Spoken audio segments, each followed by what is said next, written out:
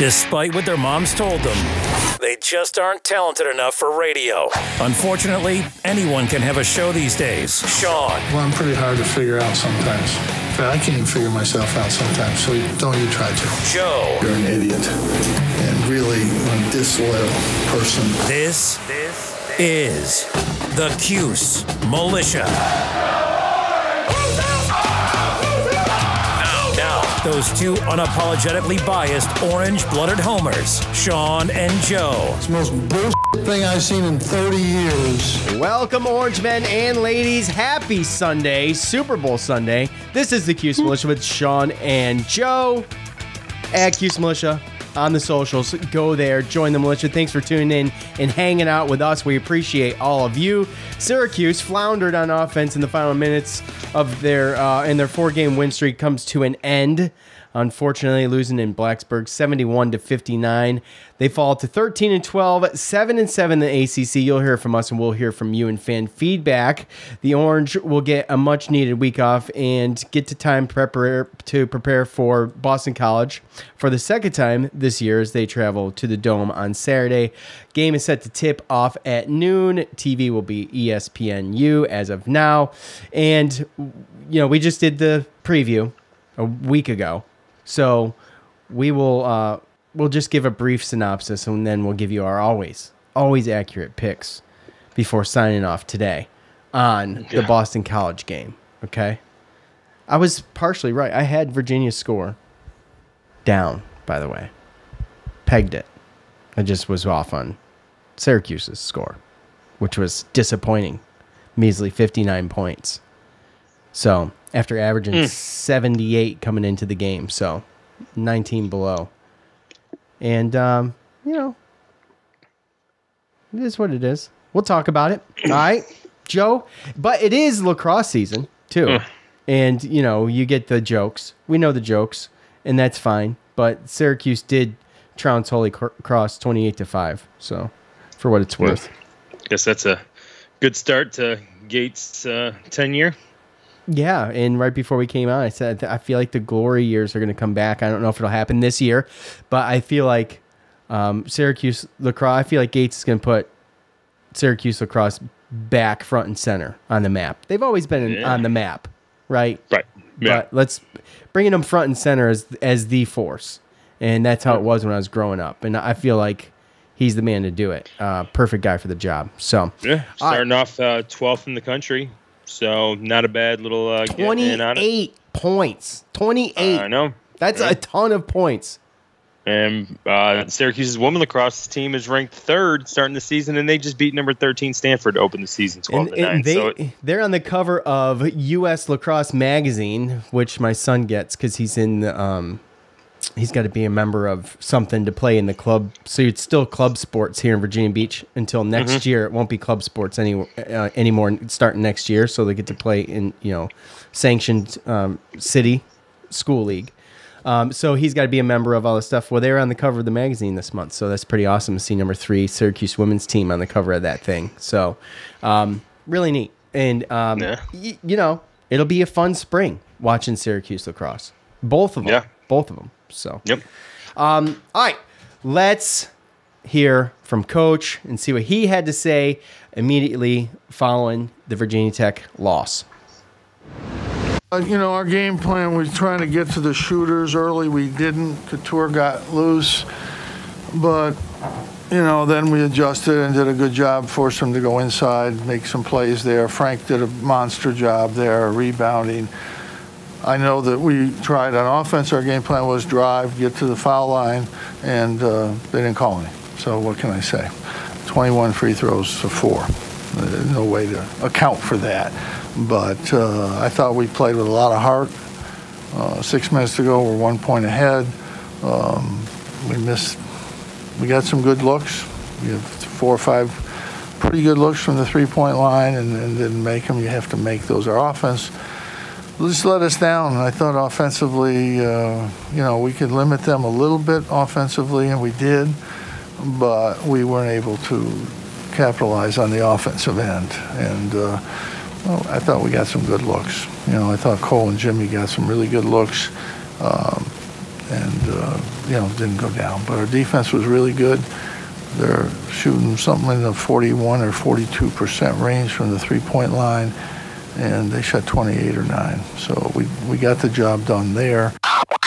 He's not going to score a lot, but he sets good screens. He moves without the ball, and his defense was good. He rebounded the ball. That's what he has to do, and he did a tremendous job there.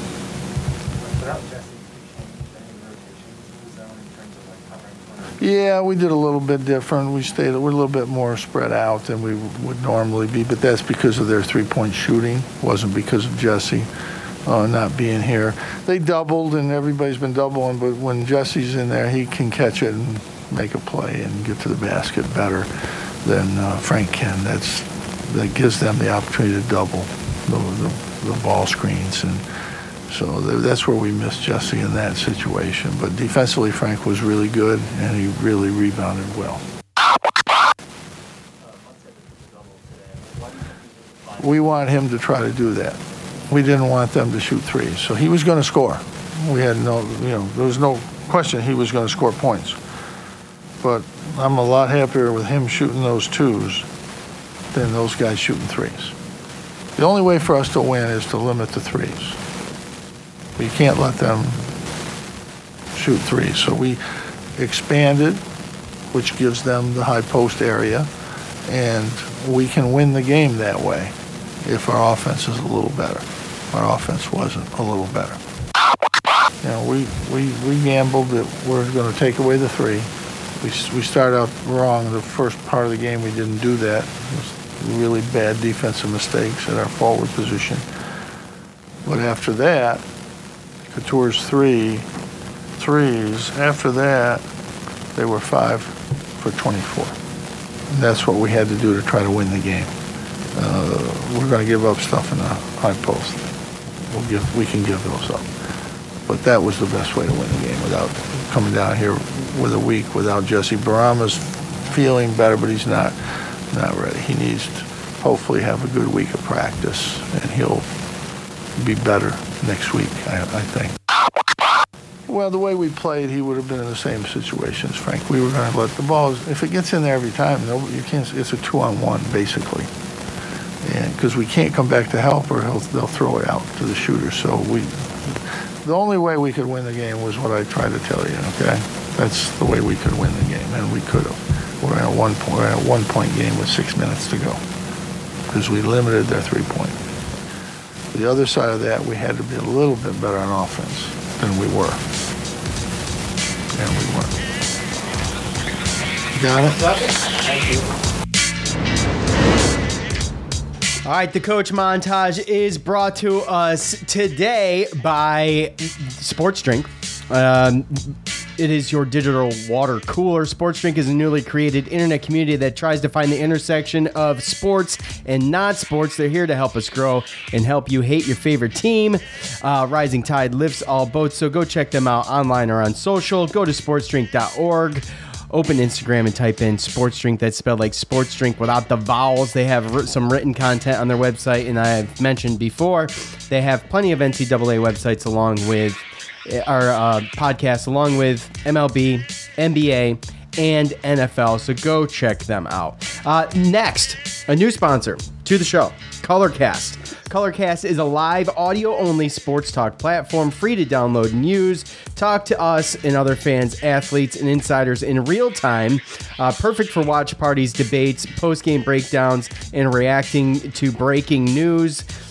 You can share your own opinion and express your own ideas on the app itself. All you need to do is go download the Colorcast app free in iOS, App Store, or Android. Create a profile, link your Twitter, and join the group. Follow us at Cuse Militia to be notified when our room goes live. We'll be live. Maybe we'll do some of these games that we do early in the basketball and football seasons that people have trouble watching. Maybe we'll do those because we already have the green room. And you may be saying to yourself, well, it sounds very similar to green room. Well, guess what? It is. So that's why we will always continue to use the green room app. I would not make you download something that contradicts what we've already been trying to build. So, but we will use this in certain situations, and we'll let you know what those will be coming up. And so go there, download the app, Colorcast. And there's it is a different platform, and there's a lot of different people on there doing their own thing. So, and just like with the Green Room app, you can do your own thing as well. Just sign up, download, sign up, and create a profile, and you're good to go. Okay, thank you. Colorcast and Sports Drinker. All right, Joe, starting at the top of this thing. Obviously, when we talked last time, we did not know that Jesse had a broken wrist or a fractured wrist and was going to be out for the rest of the season. It is very disappointing. We all were floored on Friday finding out the news, and obviously a huge part of this team and where this team is and the success of this team coming down the stretch. Just tragic, really, for the rest of the year, and I'm sure he feels terrible about it, and it's just one of those things that you just like think to yourself. When I heard about it, it's like, can anything else go any worse? And the answer is yes, they can, right? So wishing Jesse luck. Frank did a pretty damn good job filling in. The points weren't there, obviously. You know, Jesse, we lose 12 points with Jesse. Frank's given us 37 minutes and 6 points, but 15 rebounds and 2 blocks. That's not terrible. Okay, filling in, right? I mean, 15. He was all over the boards, man, and he was where he needed to be a lot of times, but he was also just the effort for Frank Anselm on the boards was tremendous, and enough can't be said about that, right? Yeah, absolutely. I obviously we look at the fact that he's not going to be able to score like Jesse Edwards, but I mean, other than that, he's going to hold his own around the rebound, around the basket as far as rebounding goes. You know, he's physical, the effort's there. He cleans the boards up and goes up strong. So when he was 3 of 6, 50%. You know, the only thing, obviously, the free throws. You know, he went 0 for 2, and if he's going to be in there, you know, that's probably going to have to get a little bit better. I usually, you know, with Jesse, I always ask just for one. Just give me one. Right. And that's what I'm going to ask from Frank as well from here on out, if we ever do go to the free throw line again. But, you know, the only other thing we missed, too, is whether, you know, I think that Jesse, he covered the baseline 3-point shots. You know, he's had multiple. I think every fan, if you've watched games, has seen Jesse do that, right? He's had multiple blocks running out there to the baseline to block those 3-point shots. At least he's big enough to be disruptive, right? If he doesn't block. Yeah, and you know he's got the effort. He's fast, and for him to go out there, in the first time I believe he's ever had this many minutes and hang tough with Aluma and Mutz down there and get 15 rebounds. I mean, I'm happy. I'm happy with what I saw. Yeah, really, actually optimistic. Yeah, I got to be honest. Yeah, I mean, and we'll get into like the game plan and stuff here in a second. But yeah, I'm a little. I took a little bit of my worries away. Now, the question is, and the question always is he going to be able to continue this? Right. So, did a good job, but when it comes to rebounding, a lot of it's effort, man. And he had it, and he was there, and he was disruptive, and he did a good job with that. So yeah, he doesn't, and he's not as tall and lengthy as Jesse, but he looks like he seems to have stronger hands. He got the ball, and he wasn't dropping him. He wasn't letting it go.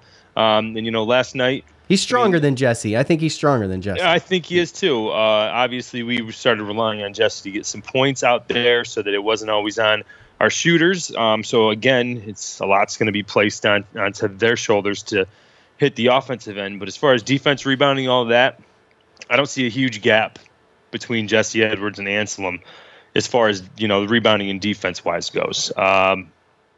Other than what I talked about with covering the 3-pointers, but it's offense is where you see a little bit of the difference. But even getting 6 points off 3 of 6 shooting, a couple putback dunks, I'm happy. Oh, that's something to adjust to for sure. I mean, Jesse, we've been talking lately about Jesse's ability to with the pick and roll and setting the screens and all of that stuff. And he's just in his zone with that stuff. And we're gonna miss a little bit of that. Absolutely. Well, and he was getting good at kicking out to open shooters when people came down and doubled off of that as well. Exactly. So, and Frank's not used to that. He's getting mauled. He's still trying to figure it out, right? So again, it's unfortunate in the fact that on the offensive end, it looked like we were really starting to click, moving the ball around. Our assist numbers were really good. Jesse was passing and finishing and picking and rolling and all that and doing everything well. And now it's like we have to kind of relearn that with Frank and see what he can do. With 6 games left in the regular season. So the foul shot disparity, dude, 21-4. You heard Coach mention it. We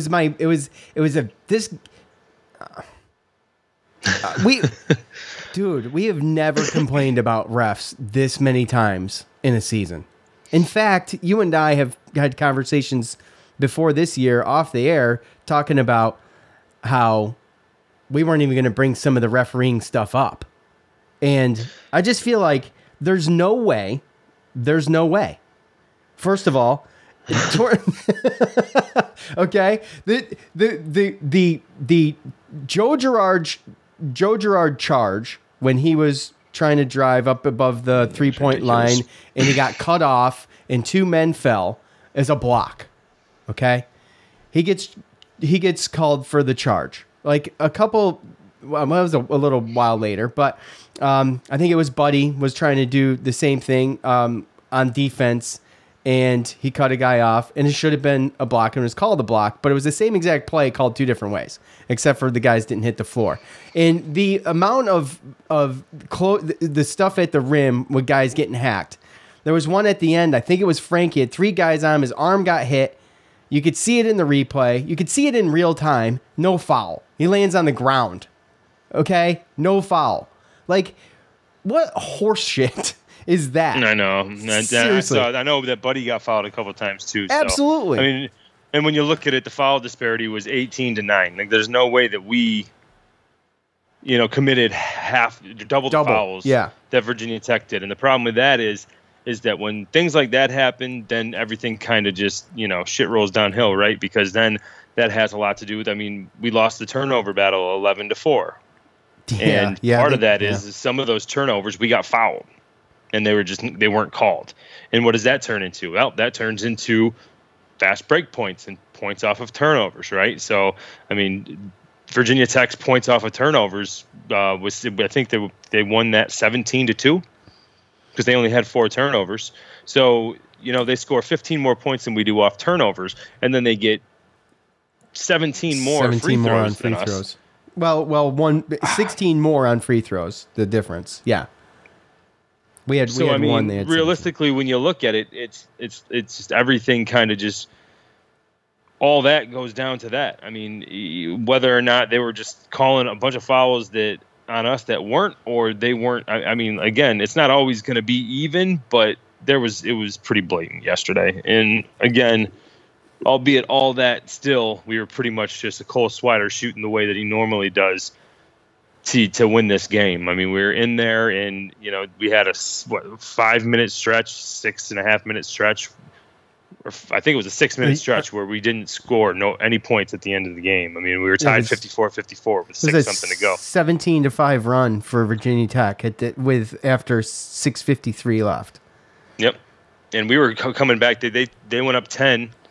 1 for 11 from 3. They were up 7 early in the first 5 minutes, and then they were up 10 going into halftime. And then we just clawed our way back, and ended up tying it with 6:50 to go, something like that, just to not score for the next 5.5 minutes. And a lot of that was that 13-0 run there where we had gotten turned over where they didn't call, I thought, a foul. And, just overall – it was just bad there at the end, and I just hate. We always talk about it because we talk about the calls. Well, but we try not to blame the refs. Right. But last night was tough. Last night was tough, and even my wife said it. And she's not exactly, she just watches the game. She doesn't know much, and she was like, "This is kind of ridiculous." So, and it wasn't just the fouls either. And look, but I did notice calls both ways. that So disparaged there was both some bad teams. calls, especially Yeah. balls going out of bounds off of who. Well, Justin Mutz got to lobby the refs, and they changed the call after his lobbying of them, which is complete crap. Like, He was a little. and then he excessive. celebrated it. Like, yeah, I just overturned that call. Thank you, refs. And then he celebrated it. It was very obnoxious to watch, and the ball clearly went off his foot. I mean, I rewound it 3 times and watched it, and the trajectory of it just goes right off the side of his foot out of bounds. So, I mean, whatever. No. Plus, we're not inside 2 minutes. I mean, we're changing calls. But there was one that went. What? It just doesn't surprise me when Ted Valentine's I know. crew's out there. When it's Valentine's crew, like, I mean, I almost. And I'm not making I almost look at excuses, it like but that was tough. No. But I mean, I always look at it like, well, we're in for it. We're in sucks. for it. You want to win? If anyone's into betting, bet against Syracuse with Ted Valentine. Rest of the game. Yeah. We kind of covered Frank, did a great job. Just going down the list of the montage here. You heard Coach's game plan when he was mentioning, about, and we hit on it a little bit. Joe mentioned about him getting double teamed down there. He just doesn't know what to do yet. And Jesse was just much better there. Height advantage is definitely huge on that end of thing. On that end of things, I should say. They were 1 point ahead with 6 minutes to go. We kind of covered that. The 17-5 run killed them. They fell apart at both the ends of both of the halves. After clawing their way back and really, really making this thing not only within reach, but totally realistic that they could have pulled this thing off if their offense have held together. So, Virginia Tech came into the game shooting over 41%, 41 and some change from 3. And what Coach decided to do was let Mutz have a day and stop them from shooting. Couture came out, hit three in a row. Okay, he hit 9. We talked about it with Gio. He hit 9 against Florida State. You're thinking, dude, we're 2 minutes into this game. He's hit 3 threes. This is going to be ugly. But they held them to 29%, 30% from 3, 8 for 27. You heard Coach. They went 5 for 24 after those 3 first Couture threes, and they did a good job with that. The difference today was they couldn't score when they needed to. And there was a lot of open looks that didn't fall. I was a little bit critical of Buddy down the stretch, and Joe was like, Joe, you tell him. I felt like Buddy was trying to do everything himself, right? Nobody was really having a day for Syracuse. Cole was cold. We talked about, we had a fan feedback comment that was talking, someone went back and looked at the games where he's finishing with 11 points or more, which dramatically increases our wins. Cole has got to do better. He had 8 points, and he was 0 for 5 from 3. If he's not hitting threes and scoring points, we're in struggle mode, and that's when Buddy takes over. A lot of times Buddy can pull that off, Joe, but he just couldn't. He just couldn't do anything. And that's, again, this is going to be the problem we're going to have with this gap offensively between Anselm and Jesse Edwards. Remember back early in the season, we were still trying to figure it out, right? Remember, and Jesse Edwards is still trying to figure out the pick and roll. And every time that Buddy or Joe would do it, they would double team off of him. Yes. And then they would have to pass it to Jesse. Then Jesse wouldn't know what to do. And he'd drop the ball or something stupid. It was something crazy, right? So they were allowed to double. Well, we fixed that. They learned how to, Jesse learned what to do to get the ball and make the right passes, the right plays. And that's, I think, why you've seen our offense start to, be a lot better before this game, before Jesse's injury, because we were all kind of flowing. Jesse knew what to do. The shooters were getting open, moving without the ball. Much more comfortable and confident in what he was doing when he was double teamed down low. Right, and teams just couldn't double Joe or Buddy off of those pick and rolls anymore. Right. So it completely changed our offense. Yes. Well, now let's go back to square one, because now it's going to have to be a situation where they're going to be doubling Joe and Buddy, and they're going to be coming over top the screen, and they're going to make them pass it to Frank, and Frank's going to have to make a play or figure something out. And so now it's like, kind of 2 steps back on the offensive end, and we're going to have to rely more on the shooters. And when you have a night like this where Cole struggles and Jimmy Boeheim has a minute stretch where he hits 2 threes and that's all he pretty much gives you for the rest of the game, then it's going to be a problem, especially against a team as talented as Virginia Tech on the road. I went to bed last night. Before I went to bed, I said my prayers. I prayed that Benny Williams is going to score a freaking field goal. And I had an opportunity to slam one down. Couldn't do it. Joe, Jimmy struggled mightily. Now, this is a point you've made before. You made it to me earlier in the day, which is like we just relive our conversations from earlier in the day, which is why we don't usually do it, but a frustrating loss. So I had to get some things off my chest, and we ended up talking about Jimmy's struggle and what he hasn't become compared to where he started, and the possibility of giving Benny more than 3 minutes, even though he goes 0 for 1 on an alley-oop. I mean, right? I'm just saying, I think a lot of people, including me, I kind of assumed that by this time of the season, Benny Williams would have been able to surpass Jimmy Boeheim. Maybe not in the starting lineup, but at least in minutes played. I think that Jimmy surprised a lot of people. I think he surprised the opponents that we played in our league. I think he surprised the fans at how good he came out in some of the things and skills that he showed. And he's the second leading scorer on the team, to be fair. He is the second leading scorer on the team, and he has contributed quite a bit. Just to play devil's advocate. I'm not saying that he doesn't contribute. I know. I'm just so I don't get hate mail. Okay. Right, but as the season has gone on, you don't know if it's the league, if it's the side, or whatever. But as far as offensively, there's been some things that, once you have a certain amount of tape on somebody and you can, look at some tape and figure out how to play somebody on defense, you can tell. I mean, Jimmy, he can hit the open three, not great at free throw shooting. And we know when he drives, he likes to use his right hand. So now that means defenders know where they can. I mean, when you know where a player is going to shoot it from or what he's going to shoot it with, then you allow them to get to certain spots that benefit you, not them. So the defense is only allowing Jimmy to go certain places that is not comfortable for him, and you can see it. And it's just one of those situations where as the season's going on, I don't know if it's, again, just the drag of the 35-plus minutes, and he's doing all that he can. But, I mean, those guys need help out there. Cole was playing 40 minutes, and then he's sitting there trying to will the team back with jumpers with, he was backing guys. He was trying. Legs. How many times did Cole back guys down and miss a shot? Yesterday, he missed some gimmies. It was just a bad. Yeah. It was just, Jimmy missed a little layup. I mean, there was everything kind of seemed to go wrong. On top of the fact that there was the discrepancy of free throws and fouls. We missed some little chippies that we normally would miss too. So, again, first game without Jesse. I know. And it was not the best situation going into a packed house in Blacksburg and having to play Virginia Tech, and that place is rocking.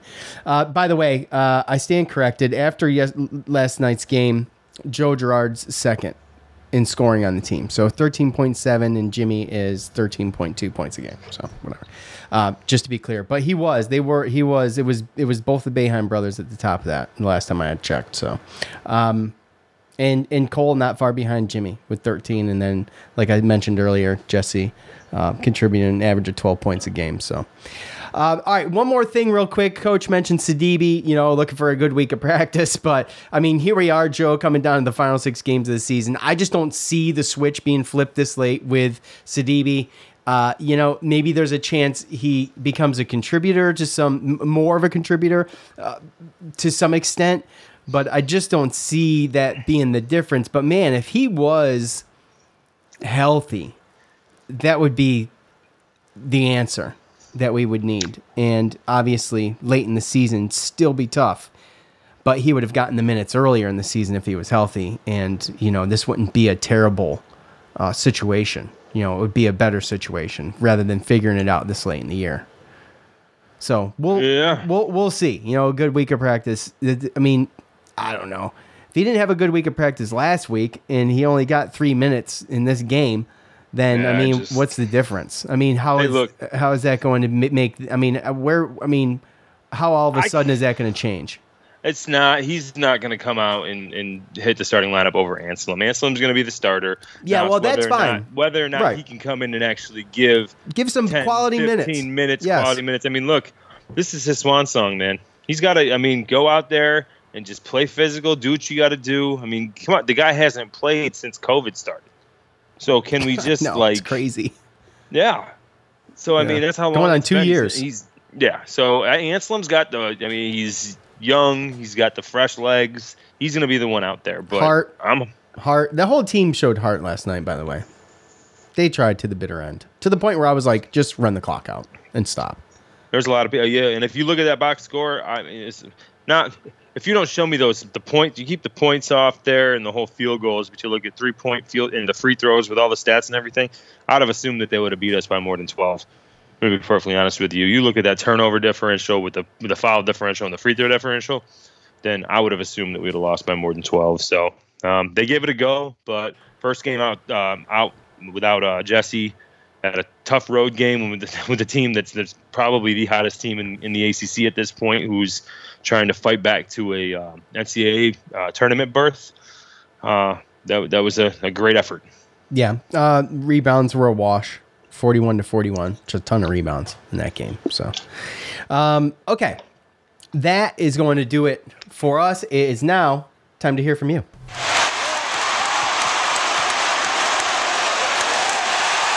It's time to hear from you, the loudmouths from the Loud House. You guys know what to do at the end of every game. I ask for your thoughts on the game. You leave them. I read them. I pick some of them. We talk about them here. Fan feedback today is brought to us by who? Well, Colorcast. I had already talked to you about Colorcast once. We're going to do it again. It is a live audio-only sports talk platform. It's free to download and use. Talk to us, other fans, athletes, and insiders in real time. It's perfect for watch parties, debates, post-game breakdowns, and reacting to breaking news. And, you know, it would be, like, if I had the time, Joe, to do a 10-minute post-game at the end of every game, would be pretty sweet to do. But you and I don't think we would, it'd be nice to do it once in a while, but it's a difficult thing. That's dedication right there. We're just clearly not that dedicated to this.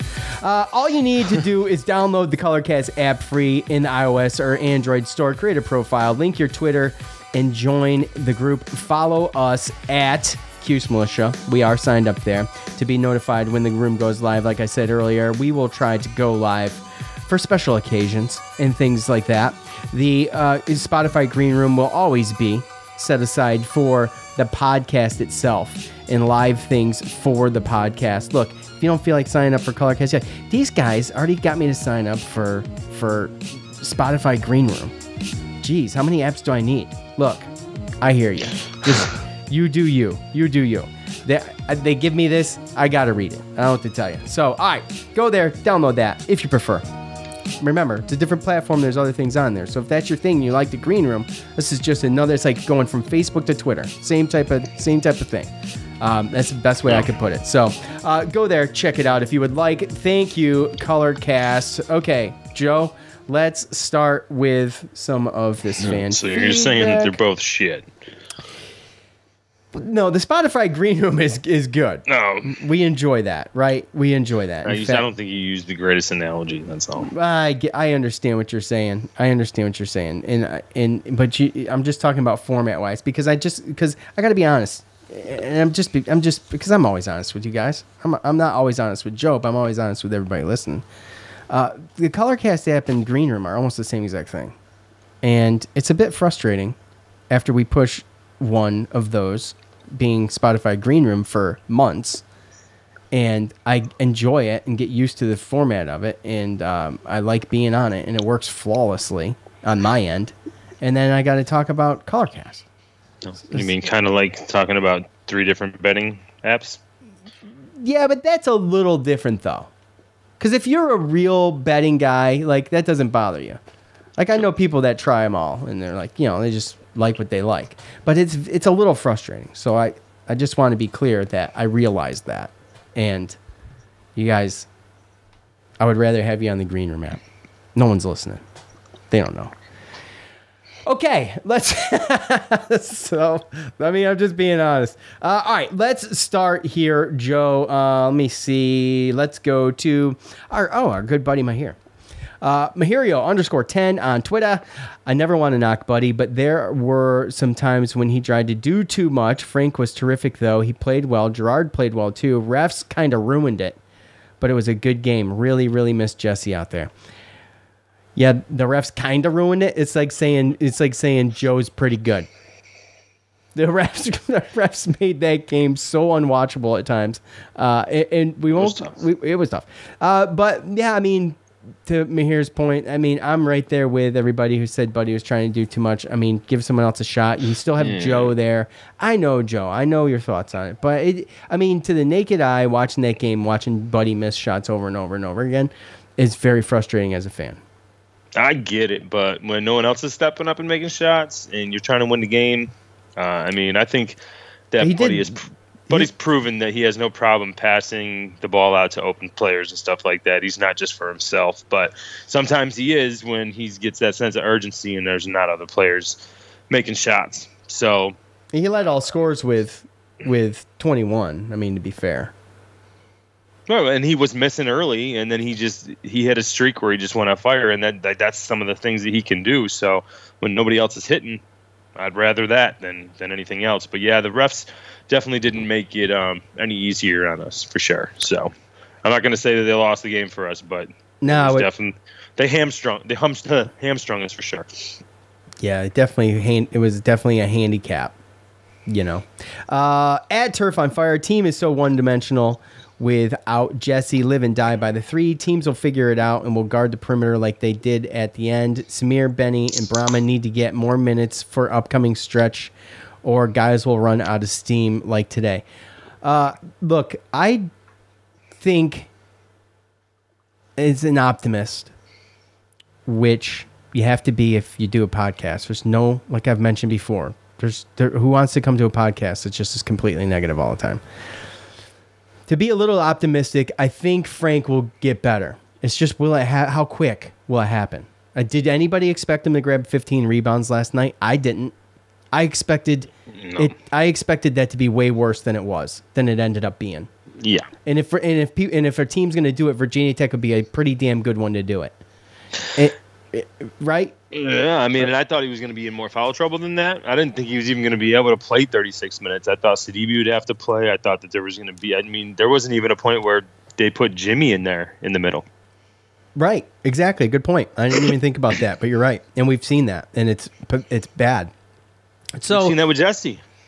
Yeah, absolutely. So they're somewhat one-dimensional. They had a hard time. They missed a lot of the bunnies. And I'm praying that will get better. And hopefully he can replicate some of Jesse's moves. He just doesn't have the size, but he is stronger. And I think that benefits him. And he should, he's stronger with the ball. And so I'm hoping that, to get in there and draw fouls and at least shoot 50%, it's kind of like would be a goal. Well, you know what, though, too? Is I think this is just one of those things where, and we're going to have to wait because, obviously one sample size, but this goes back to all the fans that talk about, well, this person needs to get more playing time, or they need to give this person a chance, or they need to do this. Like sometimes it's not always the fact, like not always you play, like if you're really good in practice, that always doesn't translate into games and vice versa. So was yesterday just a matter of like proof that if you just give somebody some more minutes and give them the freedom that they can actually prove you wrong or play a little bit better? Just being devil's advocate here, Right. Because all those guys that talk about, well, play Benny 15, 20 minutes or, things like that, right? I don't think anybody saw this coming from Frank, and everyone thought that Jesse was leaps and bounds, but then he comes and he plays pretty good, especially for a game, the first time him playing this long. And realistically, last year he reclassed. So last year he was a high school senior, redshirt freshman. He's really a true freshman in this age. Year. Right. So I didn't expect it at all, and I'm glad that he took advantage of the minutes. I'm hoping that, this little stretch here will help because there's always, those options and those rumors of people, transferring if they don't get enough playing time. But hopefully this can, prove to the coaching staff that he can get more minutes, extended minutes, and maybe, you're looking at an Anselm, Jesse Edwards, timeshare next year. Yeah. I mean, it's a possibility. But, to his point, Samir, Benny, and Brahma need to get more minutes. Well, they got to be able to play better. And to Joe's point, and I don't know if I totally agree with Joe on this, but to have Benny out there for some added defense because, you may or may not be getting the offensive burn from Jimmy that we need. I mean, that's a possibility, but Benny's got to, obviously he's not out there to score points, but my God, man, like, you got a dunk coming at you. You got to lay that thing in. Well, and this is the issue that I think you definitely do. I mean, he had a way easier one than Mutz did. Yeah. I thought the one that Mutz had was going to go through the tip of his fingers. Right. Somehow he finished that. But, again, something's got to give because it's hard for me to believe that starting lineup is the best defensive lineup possibly that we have, right? But then on the flip side, how many times you've heard from Coach throughout the post-game interviews and stuff that, we're losing games because we're not making stops. Okay, well, if that's the case, well, then how come we don't have our maximum defensive at the end lineup out? Not even at the end. Well, I mean, at the end of, at the end of a couple games is where we've lost it. Right. Including, I guess that's my thing, though, is like, there's one thing I look at it like, last night's starting lineup, there's no way that that's the best possible starting five defensive lineup that you have. But is that lineup versus the best defensive lineup that you have, is that offensive difference or gap so bad that if you were to make that switch, that you wouldn't come close to scoring enough points? Like, I don't know. You know what I mean? Like, that's kind of what I'm trying to balance in my head, because if you say we're losing because we can't make stops, then you should be putting in better defensive personnel. Yeah. I agree. I mean, there's got to be a balance. It's not one way all the way to the left and one way all the way to the right as far as like the starting lineups goes. What's Samir get? Samir got 7 minutes. CDB got 4 and Benny got 3. And Samir again finishing at the rim like a magician. I mean, those shots that he takes close to the rim are not easy because obviously he's short. That was over a big man too. Yeah. Exactly. He just has a nice touch far away. And he uses the backboard great. Well, the problem is that we have players like Joe and Cole and Buddy, but mostly Joe and Buddy, like you saw last night, where they can just catch fire and go. We saw it last game where he was about to take Joe out after a bad first half, shot in the second half. Then all of a sudden he hit a three, and then he went off and was kind of like the main reason why we won. Samir off of the sideline. He was at the scorer's table. Remember, he was at the scorer's table when he went right back to exactly. So that's the type of players that they are. So, I mean, that's why it's always tough to put inside. But at the same time, we know that it helps us defensively. So, one more here, and then we're going to go to Michael in the green room, who has requested to speak. At Cuse Waterboy, our buddy Tony. Momentum seemed to turn when Virginia Tech got the steal, straight up slid across the court like a stone across the ice in Olympic curling. Definitely a missed opportunity, though, with how Anselm stepped up for Edwards. Next game up. Yeah, I always thought that you slid across the floor with the ball like that was a travel. I mean, I don't know. Am I wrong? Because I thought that would have been a travel. I think it all depends on when you touch the ball. The problem is that if you get possession of the ball, then you fall to travel. But I don't think diving on the floor and then grabbing the ball is a travel. Because they just take into consideration the momentum is going to slide you 10 feet. Something like that. Yeah.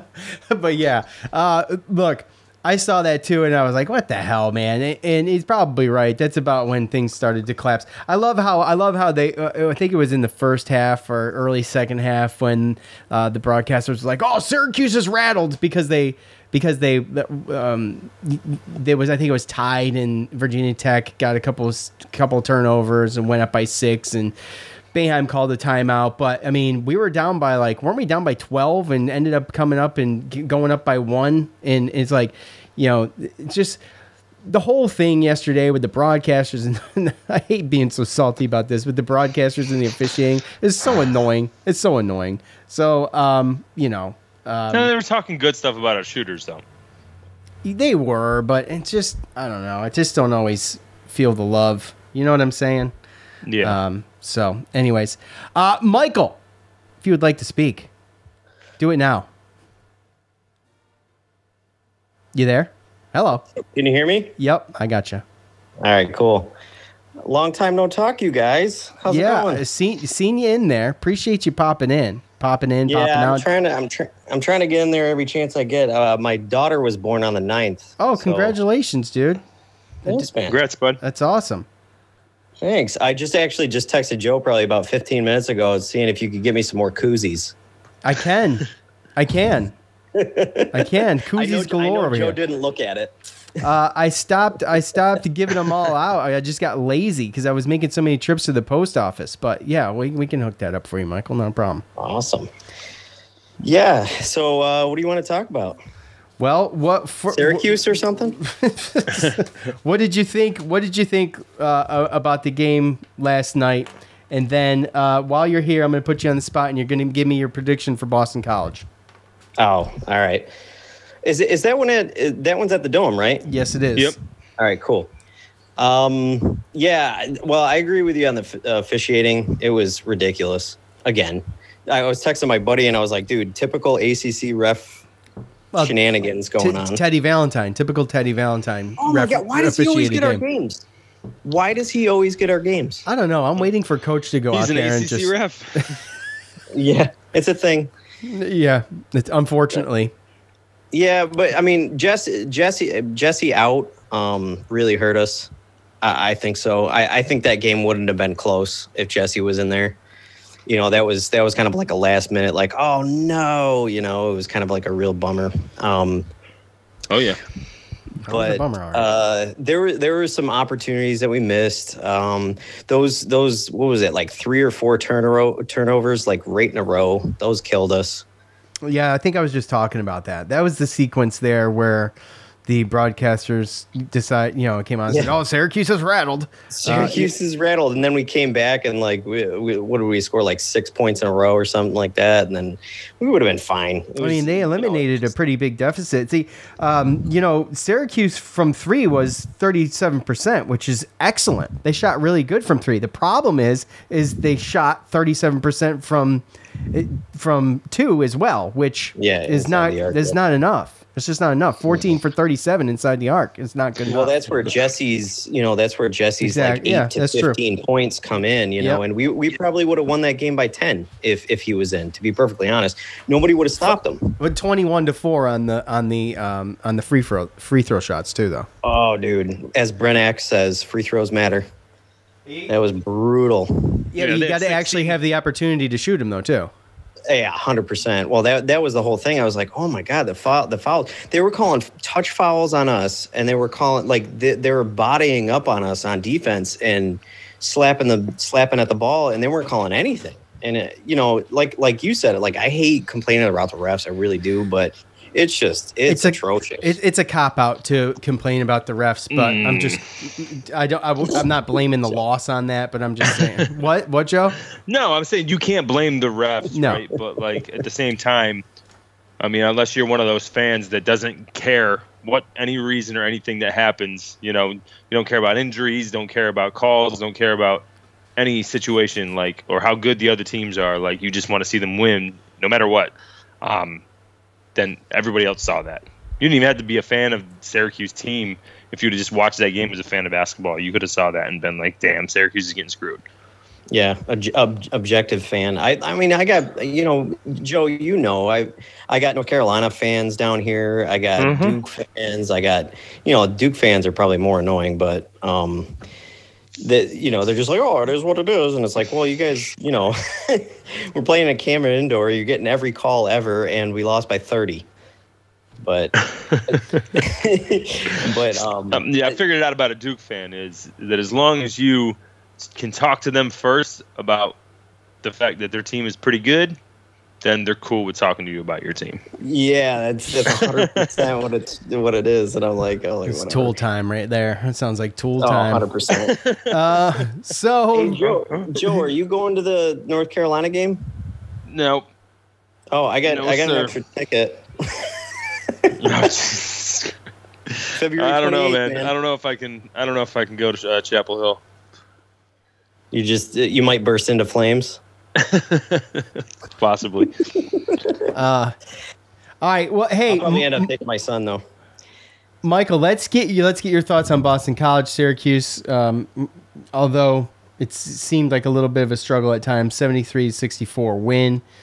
And Jesse, I think he had 14 minutes in that game, right? So we can look at this thing as objective as possible and say, well, Jesse had 14 minutes in that game, and we still pulled this thing out.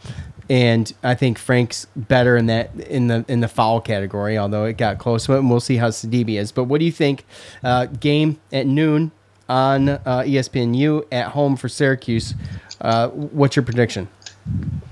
Not great with the noon games. I think they play better and later in the evening, but I think you're gonna see Frank go leaps and bounds. To be perfectly honest, the way he played last game, he did great. He was starting to get, his positioning was better. His rebounding was better. If you watch the last 5 minutes of that game, he had a lot of rebounds towards the end of the game, if I remember correctly. So I think Frank's going to play the majority of the minutes. And I think you'll start to see maybe a couple of alley-oops his way. I think he's got really good footwork too. I'm definitely going to miss Jesse, but I think we pull this off no problem. The dome's going to be, the student section is going to come out. They're gonna really ramp it up, and they know we need this win. So I think we're going to pull it out at least by double digits. Honestly, we might even get in the 80s. Well, we're absolutely going to trash them. You got to give me the score, Michael. You got to do it. I need specifics. All right, so I'm going to go optimist. I'm going to go 82-68. Okay. Cuse. Right. Okay. Cool. All right, Michael. Don't be a stranger, man. Tony. Huh? I want to hear Tony in there too. He's got to get a prediction. Yeah, Anthony. Where's your prediction? Sitting there, being a creep in the green room, just creeping, creeping in the background. Yeah. Okay. Michael, thank you, sir. I appreciate it. Thanks for hanging out in the green room and coming on. We appreciate you, man. Yeah, buddy. My baby's sleeping, so along with my wife. Oh, okay. Okay. Well, it's nap time for everybody except for you. When you get time. All right, bud. All right, bud. All right, you guys, take care, man. Thank you. Thank you. Bye. All right. Let's see here. Let's go to Facebook. Ryan, turnovers were killer, especially in the latter minutes of the first half. That's a good point. Virginia Tech never really surrendered the momentum significantly after that. They did a little bit in the second half, I think. But, yeah, I mean, the end of the first half, the end of the second half were brutal for Syracuse. The first half with the turnovers and the second half with making shots. So, Steven on Facebook says, this team has shown lots of grit and no quit. A couple of buckets at the end. You never know. Frank played really well, but late in the game, we just couldn't overcome some badly timed turnovers. And in the end, just enough, not enough. Whatever that means. So, yeah, it obviously was not enough. And it sucked, okay? But like we mentioned, pretty happy with Frank's performance, and he's got a week to make it better and build off of that. And we'll see about Sidibe, but I am not too optimistic about that. Matthew on Facebook, my thought is all Boeheim's should not, I think it's cut off. There we go. Should not come back next year. Well, I mean, let's be fair here. Let's be fair. Buddy is pretty damn good. Right? I mean, the dude's averaging 19 points a game. Perfectly fine with Buddy coming back. And like Joe said, Jimmy's thing is it's just I just haven't seen the improvement. I guess is did you say that on here, or was that to me personally? No, remember. I mean I said it on here. Okay. So I just haven't seen the improvement since the beginning of the year. He came out really good, but he's just kind of stayed around that. And I don't know, man. It's just based. It's all of it's based on expectations, right? Right, Just, exactly. That's what it was. I don't think there was a lot of expectations earlier in the season, just like there was a lot of expectations for Benny because he was a 4 or 5 star, right? So I think in the beginning of the year, there's a lot of surprises. But now, after a little while, when you see, what a player is, and by now in the season, they've either progressed into something or they might not hit that stride. You never know. Could happen at any point, but him being a 5th-year senior or 4th-year senior or whatever, he is the player that he is, and I just think that since he caught up to expectations, now any bad play or missed shot he has kind of looks bad to the fans. I feel like any criticism you had about Boeheim after this game, and you can say what you want, and people are gonna be like, "Oh, well, you're always back in Boeheim." Well, I've said plenty of things about Boeheim that puzzled me this year. Especially this year, but yeah. I think I think the one thing that you can say though, Joe, is if you listen to the press conference, and I played some of it, I played some couple good chunks of it. What he says makes complete sense, and the game plan that they had for Virginia Tech was a good game plan, and it made a ton of sense, and it worked, except the fact that they didn't score. They were held way below their average points. And they just couldn't score. And it wasn't even the fact, like the defense is tough. Okay, Virginia Tech's defense is tough. But they had the opportunities in the open looks. They just didn't go down. Right? Yeah. And that is that coach's fault. And I know Matthew is not a huge fan of Matt in the Hat on Twitter, by the way. I know that he's not a huge fan of Coach, and that's fine. I just don't know what the alternative is. And until I have some kind of idea, I'm going to just hang my hat on what we got. Yeah, it's just because, I know I've had conversations, with him as well in the past. And it's just, I think some people are just, they want to see it different. Like they look at it like basketball's change. You got to change with the times. And if you don't, you get left behind, right? And since we've joined the ACC, you can see that we've kind of, our first year in the ACC, I believe, was Tyler Ennis' year when we started off, 22 or 23 or whatever, 24-0 or whatever. 25-0, and we had that, whatever it was. And we've pretty much just gone downhill from the regular season from then on out. And obviously, there's losing Mike Hopkins and there's losing the scholarships and everything like that. But there's fans out there that are just kind of, not that they're not a fan of Coach Boeheim, but more or less it's just time to turn over the reins, kind of get with the times, and they want to see a change. And and part of me, I kind of understand, and I can't blame them. But I'm to the point. I'm just somewhat to the point where, like, I feel like he's allowed to stay until he wants to. And there's going to be those fans that think that they're going to blame Coach anyway, no matter what he says, because what he says in the press conferences do make sense, but fans don't want to hear, oh, well, we have limitations, or, oh, to win the game we have to do this. Like, fans expect, like, hey, it's your job to compile a roster that can go out there and win and go to the tournament and try to make a run. They don't care about excuses in the beginning, because once you get into the season, hey, this is your roster. If they're not winning, that's your fault, and that's how some fans are going to look at it, because they expect to win every single year. And if you're not compiling a roster that can win, and if you want to use the whole nepotism thing and all of that, when maybe Jimmy's getting more minutes than he should, I think that's fair. But Buddy's kind of good. Buddy's pretty good. Buddy should be getting the minutes that he should be getting. And honestly, I think a lot of people, if Benny would have panned out as a legit, top 4-star, 5-star guy and progressed to the point where we were confident, and Boeheim was confident and put him in there, like, there's no doubt in my mind that he would be, maybe, like I said, maybe not starting over Jimmy, but he would be getting at least minutes, maybe splitting the minutes, right? Yeah, and Cole might be taking a little bit more of a breather and stuff like that, but Jimmy wouldn't be getting 36 minutes a game. Right. Brian on Facebook, Cole and Jimmy were not good on either end of the floor, and my God, TV Ted and the crew were horrible. Yes, awful. Brian, yes. Top fan Steve on Facebook. Oh, that's really loud. Top fan Steve on Facebook. Swider a no-show on offense. Frank was an adequate replacement. Defense was horrible, along with TV Ted and his incompetence. Needed all the offense to be there. Didn't produce. defense, I didn't think was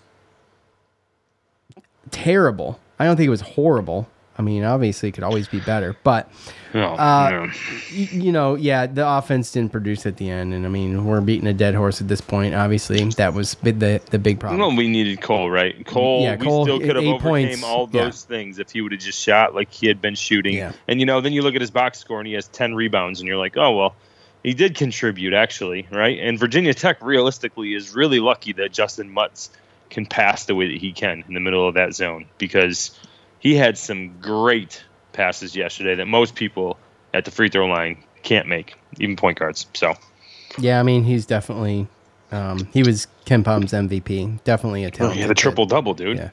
He did all that and persuaded refs. That's excellent. And persuaded refs, and it was the last starter that we talked about in our preview. Yeah, that's true. Gerard on Facebook, valiant effort. They just didn't have the athleticism to handle pressure in your face defense. Stop all the dribbling. Buddy uses the same moves in the lane, and he continually gets ambushed. Buddy's not great down there, but sometimes he surprises you. But when it's like one of those things where you see him doing it, you're like, no. Oh, okay. Sometimes he surprises you, right? And sometimes you're like, no, please, God, no. So anyways, all right, last one, and then we're going to get into our picks. We're already running a little over here. I didn't think this would run this long, but that's okay. We kind of went long on the montage on purpose because we weren't doing a full preview since we already did that a couple games ago. Daryl on Facebook. Daryl says, the continued shit show. Well, I mean, I don't think so. I'm coming off of a 4-game win streak. And when we talked, we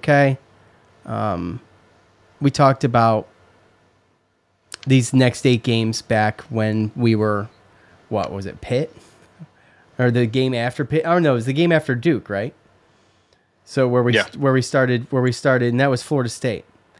And we started saying, well, if these next 8 games we can go 6-2, that would be fantastic. And that's still a possibility. And we'll get into that in a second. But I don't think it was a crap show or anything.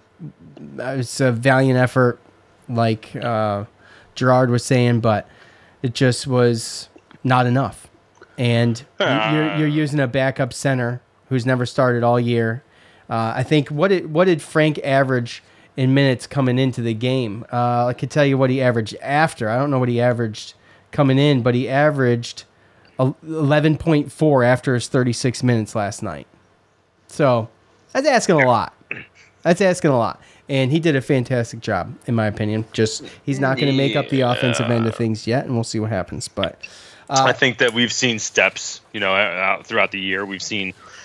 Well, I talked about it earlier this podcast about the offensive limitations we had with Jesse, and then Jesse figured it out, right? And then we got to take a step back and learn how to play offense with Anselm for this many minutes and figure out what he can do and what he can't do so that we can, run our offense and score some points, because last night wasn't going to cut it, But obviously, if it was another Colgate, Georgetown, Pittsburgh effort, but on the road against a Virginia Tech team and being able to come back from double digits a couple different times and tie the game late with that type of disparity from the offensive or free throw line, right?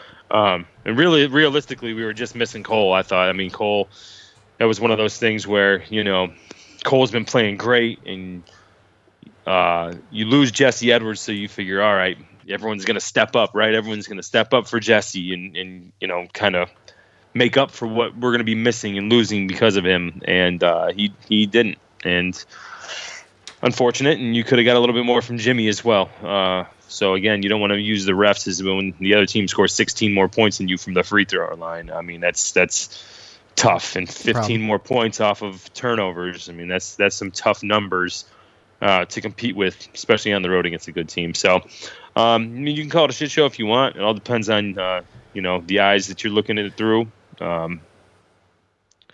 Whether or not your eyesight's 20/20 or not, it's some people are super else. negative, and they're just like putting the negative, just throwing the negative zingers out there, and some people just don't have anything positive to say. Well, and it goes back to fans, right? Sure, absolutely. And it just goes back to some people are tired of Jim Boeheim as coach, and they want to see something different. I think that's what has a lot to do with it. Right? That and right. Like everyone just, there's some people like you said with Matt and the Hat and everything else, like they don't even want to hear the fact that, okay, you built it, so you can ruin it, or you can this, or you can that. Like, I just think it comes down to that. They look at it as what Boeheim says is excuses, and I look at it like Boeheim's earned the right to be here for as long as he wants, and if he wants to go to a press conference and explain the reasons why we lost the game, versus calling them just excuses, then that's my temperament and where I come from. There's other fans that just, like we said, they're not gonna want to deal with it. They expect a good product every single year, and they don't want to hear excuses. And that's being a fan. That's a bipolar situation. Well, when it comes down to it, too, this is the problem. The problem is that some people don't think about it because at the end of the day, nobody's seen this. I don't want to say nobody, but most living people haven't seen this program without Jim Boeheim in it. So it's a situation where so you have a bad year. You got both his kids on the team. You feel like you made a mistake with some of the recruits last year, letting people go. It's a bad year. The problem is like even the last couple of years compared last year, right? We made the tournament. Right? We barely got in. Sweet 16. This, and that. Sweet 16. Now, me and you, happier than a pig and shit. Great season, right? It kept us on our toes, all that. Those other people, they want to go back to the Big East days, the 3, the 4, the 5 seeds, guaranteed every single year. The conference championship games. Right. The regular seasons being way up there, being ranked, and I get that. But, it's a different day and age. We're in a different conference, and there's not excuses. There are reasons why, other than Jim Boeheim still being at the program, as to why we aren't doing that anymore. It's one of those things where they always talk about, right, the enemy, right? And I think that's just really something that some people might think about. Some people say it, the grass isn't always greener. Well, sometimes some people just feel a little bit more comfortable with the enemy they know versus the enemy they don't know. So people can say this all they want, but what happens next? Do you get a Jerry McNamara, an Adrian Autry, or a Mike Hopkins that comes in and does the same exact thing as Jim Boeheim, and then you're bitching the same way next year? Or are they going to blow it up? Are they going to blow up the family, everything that Syracuse is about? The fact that all these the staple of Syracuse, do this, right? Are they going to blow it up and just bring some hotshot coach that got nothing to do with it and use their brand to come in and try? I feel like that's what some people want, and that's a tough situation because you're talking about an old school kind of way of building a program, the way that Jim Boeheim's built a program, and the family and the players can come back. And you go and you hire some hotshot bozo that's not involved in this, then you lose all that. But then on top of that, now think about that pressure. What's he going to do? The pressure, the recruiting, the rebranding, that's a whole lot of stuff to go through. That's a whole rebrand, right? Yeah. So again, this is a touchy subject when just, I don't want Boeheim here. There's a lot of questions and a lot of holes you need to patch up there first before you start saying. Not a whole lot of really, really good coaches are going to be working for a Boeheim salary. No, just go compare Boeheim's salary to a Krzyzewski and I know we can be like, Krzyzewski's way better. Well, you take Jim Boeheim and you put him at Duke 20 years ago, and he's probably doing the same damn thing. Duke is branded as Duke before Krzyzewski, right? No, and who's there? Did they blow it up, or does he have a bench full of ex-players, and he just went on to the next one? So again, it's a situation where it all depends on what you want to see. Because I see some of these fans that are like, oh, man-to-man, this and that. They said it last night on TV. All they need is switch to man-to-man. They don't know. Talking about? They don't know. It's like, but they do. Do some research before you broadcast the game, then. Right. And like I said, I'm right there. These games are frustrating. I want to be better. This year, we knew we were going to be down. But at the end of the day, we're still 7-7. And think about all the other teams that are worse than us. Think about there's teams out there that make an NCAA tournament once every 10, 15 years, right? So at the end of the day, we are still a spoiled fan base, and it's a fan base. Our team's been going down a little bit, so the fans, they want to be more relevant. And because we're not as relevant as we were in the Big East, it's becoming a big problem. And realistically, there's a bunch of these things. So I'll promise you, the coach that you're going to get for Boeheim's salary you're going to want Boeheim back in half a year. Yeah, I mean, some of them, yeah. Yeah. So, I mean, if we want that change, we'd have to get rid of him, and we'd have to open up the pocketbooks unless we're going to keep Adrian Autry or Jerry McNamara coming in, keep the family going, and then most likely you're going to see a lot of the same style of basketball. Right, if those guys stay, yeah, you will. Yeah. The difference is if you bring Hopkins back and you keep Autry and McNamara, and I don't want to go into the whole thing here, but you end up, battery saver mode, you end up with the same type of thing, but maybe with the possibility of some better recruiting. And we've talked sorry, about man. that. Sorry, I wanted a tirade there, Yeah, but you I'm did. just saying, You like, did. you have You're to kind killing of it right now. understand as fans that, you The know, time. you got to be able to look at some of that stuff. Time's ticking. Some of us, want to watch the Super Bowl tonight, Joe. Oh, here we go. We still got 2.5 hours. TikTok. With you, you never know. Stop it. I'm trying to find my cord to plug a computer in, and I can't seem to find it. All right, so Boston College, Joe. I'll find it here in a second. Boston College, since losing to Syracuse, okay, Boston College has played one game against Duke. They lost that. They sit 11th in the ACC at 9-14 and 4-9 in the ACC. The Golden Eagles are 169 in the net rankings, making this a quad 4 game at home. By the way, a missed opportunity for a quad 1 win yesterday too. We talked about that going into the game, but just unfortunate. Syracuse has not lost a quad 4 game this season, and at this point, we got to win these games that we should before this final stretch coming up. So, and I mentioned it, with Boston College coming up and Georgia Tech currently feeding at the bottom of the ACC. Those two teams would be finishing up this 8-game streak that we've kind of focused on, and we've talked about finishing 6-2, and regardless of the teams you beat or the teams you lose against at 6-2, we feel like that's a good place to be after those 8 games, and it's still in sight. So you've got a couple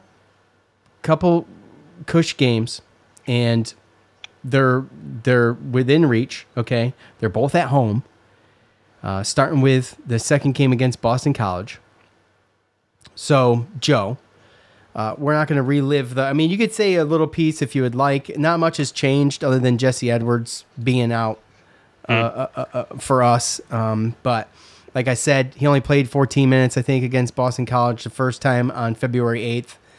So, they had a good game plan for that, and they can try that again. Hopefully, Frank's a little bit smarter than Jesse was. Some bad fouls, and Jesse committed some bad fouls in that game.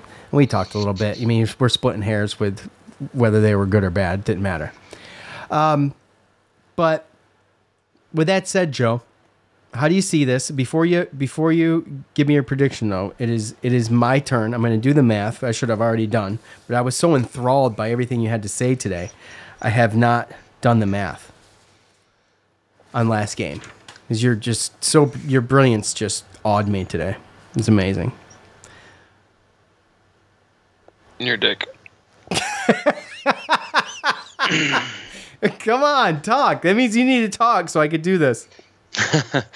Look, so I guess the main thing that I was looking at is, remember Quentin Post, the big man that came off the bench? Yeah, he killed us. Yeah. Killed us, didn't play against Duke. Don't know why. Trying to kind of see that. But they also play a game at Notre Dame on Wednesday on ESPNU at 7 o'clock. So it's definitely going to be something that I kind of tune into real quick, just to kind of see who's playing, see if Post is playing again, or if they mentioned something about what the deal is with him. But kind of helps us out a little bit. We get a week off to kind of figure some stuff out, and they got to play a game. So other than that, I don't really see anything changing too much from the first game.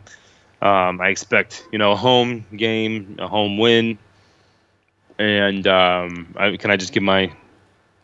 Yeah, absolutely. Well, hold on. You went first last time, so just to be fair, unless you want to go, it doesn't matter. But I will say that real quick here, I did win, so we are now tied up at 6-6-1, 6-6-1, and actually, if you really want to come down to it, Gio beat us both with his score. So for what it's worth, but Gio's not playing for the season. So, congrats, Gio. Yeah, good job, buddy. So okay, look, Boston College doesn't impress me. Talked about Quinton Post. I don't know what's up with that either. I did not notice that though. So thanks for bringing it up because I didn't even look at it. But this is a team still averaging 65 points a game. They've got the extra game in between us. We've got a week off. We're going to be fresh. They're coming to see us. I don't see us losing this game. It'd be a real cause for concern if we did. And, obviously going into Georgia Tech is almost a gimme, although nothing's a gimme, but you know what I mean. So yep. I would say Syracuse pulls this off at home. And with the way they played against Virginia Tech, if they played like that against Boston College, they win. And hands down, with the foul disparity, in my opinion. You don't think so? You think that's a push? I don't know. It'd be close. Okay. All right. Well, I mean, that's probably true, but no one will ever know because no one can ever prove me wrong. So that's what I'm going to stick to. I think Syracuse ups their offensive game a little bit, and they win this thing 82-72 at home. Okay. Yeah, I'm kind of right there with you. I think it's going to be a home game. Excitement's going to be there, especially after a week. So you're going to have fresh legs. From everything I know, no one's hurt. Hopefully, Barama can get in a little bit of shape come this week. I mean, if he could give 10 minutes, that would be, or 8 minutes, 8 to 10. If he it depends on what kind of minutes they are, though, right? Well, I mean, yes, 8 to 10 good ones, solid ones. He's got to be able to come meaningful in ones and play defense, rebound, and just play and foul defense. people so they don't finish. Yeah, make them go earn it hard at 2-point line after a hard foul. I see this kind of going a little bit like the first time they played. First time they played, I think it was 73-62 or something like that. And I don't think it's going to be that much off. Boston College, I feel like they really just need to go on fire to 73-64 from 3-point land. And then their big men really got to play good. If Quinton Post doesn't play, I mean, Karnick really didn't do too much at their starter first time we played. So I kind of see it around the same, but I'm going to go Syracuse 75, Boston College 62. Okay. All right. Well, trying to undercut me, thinking this is going to be a lower scoring game, try to get you back in the lead. That's fine. I mean, I'm just going off of kind of, Okay. All right. Well, Joe, thanks for making time for us today. Thanks for blessing us with your presence for the Virginia Tech post game. And what I do wrong? What I do? Nothing. I'm thanking you. What do you mean? Calm down. Jeez. I can never tell if you're being serious or sarcastic. No. I'm glad we could get it done early because it is the Super Bowl. It was almost going to be a situation where we'd have to push it to tomorrow. I don't want to have to do that. Maybe there's a chance we can sneak Tyler in to talk about nothing. Just do an episode in the middle of the week. What do you think, Joe? No, that's cool with me, man. Okay. All right. So, all right. Well, we'll try to work that out so we don't have to take a whole week off. But we'll try to get back here in midweek-ish. But Syracuse going to have to redeem themselves against Boston College, and an ugly win is a win, but I don't see it being an ugly win. I think they handle themselves at Boston College. I don't care how ugly it is. I know. We want to get a W. Yeah, just get a W. Get 2 games to the good overall, and 1 game to the good in ACC over 500, and that'll be worth it to me, right? So we appreciate all of you for tuning in and hanging out with us. Appreciate everybody in the green room, Tony and Michael, for coming on. Get there, download the app, get in the green room. You see how it is. You see how it works. Get in there, hang out with us during fan feedback. We appreciate it. For Joe, I'm Sean. We're out. Peace.